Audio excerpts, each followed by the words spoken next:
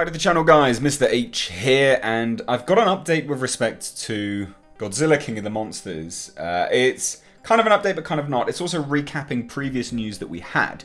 So if any of you guys remember, a good few months back, in fact, quite close to the middle of last year, we had a tease from Michael Dougherty, whatever you want to say. He teased the Oxygen Destroyer. Now, obviously everyone, Godzilla fans everywhere, went absolutely insane because, what does this mean? Well, is it setting up Destoroyah?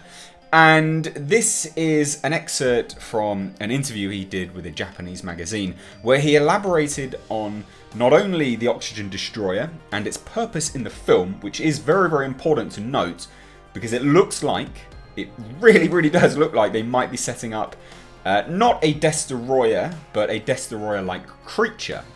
And I think that's really important to note here, that I doubt it's going to actually be Destoroyah because of course, the rights issues and things like that. Could be wrong, but I feel like they're just going to be setting up a Destoroyah-like creature.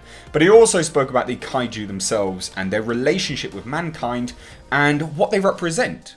It's not just mindless monsters, there is an actual tangible connection there, and they all represent a certain thing. Basically, Mike Dougherty is saying all of the right things, and this just adds to the hype for this movie. So let me just read this to you, and we'll talk about what it is at the end. In the past films, Mothra is presented as a guardian god and was worshipped by little twin fairies and humans, which symbolizes that mankind and monsters can coexist. Understanding the monster, there were once existing civilizations living next to each other, but we may have forgotten it. Through this work, I thought to convey that. In the magazine excerpt, it explains the purpose of the interview and what Michael is saying. As such, for Michael Dougherty, the monster is not just a monster. And then quote Michael here, in the original former Godzilla series, there is a wonderful scene in which Mothra encourages both Godzilla and Rodan to fight King Ghidorah, and the small twin fairies translate that exchange.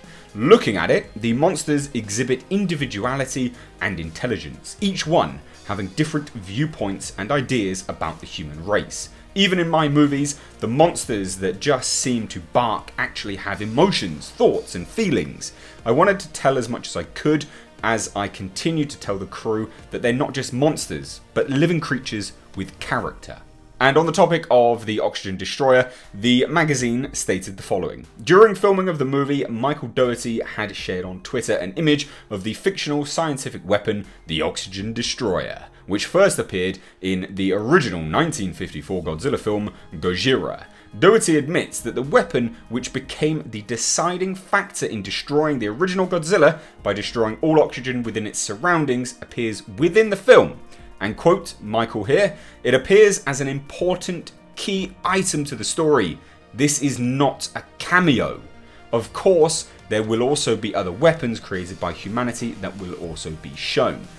So, there you go. I mean, this is absolutely fantastic stuff. The Oxygen Destroyer is not just a cameo, and if it's not just a cameo, it would lead one to believe, especially with respect to how they've been approaching King of the Monsters, that there is a purpose for it, and it will be setting things up further down the line for Godzilla vs. Kong. Now, a lot of people have thought in terms of Godzilla vs. Kong, well, who are they going to be fighting against? Because that's generally speaking what most versus movies are. Not all, obviously, but most versus movies. They punch one another for a bit, then they team up to fight something else. It's generally speaking how a lot of versus movies go.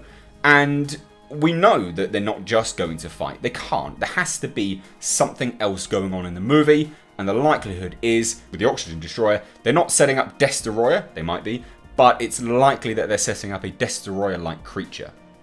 I can't imagine King Ghidorah is just going to be a one-and-done monster. I would imagine King Ghidorah will be this Destoroyah hybrid sort of creature thing.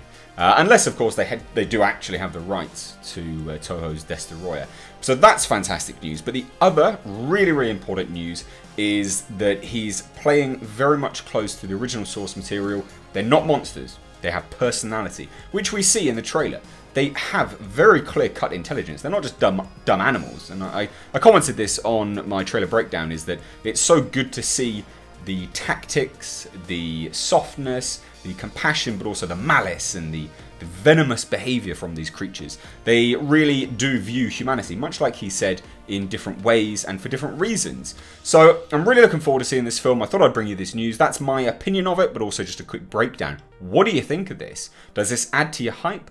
Do you think we're going to see a Destoroyah or a Destoroyah-like creature? Let me know your thoughts down below in the comment section. As always, if you are new here, please do hit that subscribe button, stay up to date on all the world of pop culture, movie news, and all of the updates on Godzilla, King of the Monsters. Guys, if you like this video, give it a like and a share. I've Missed H. Take care.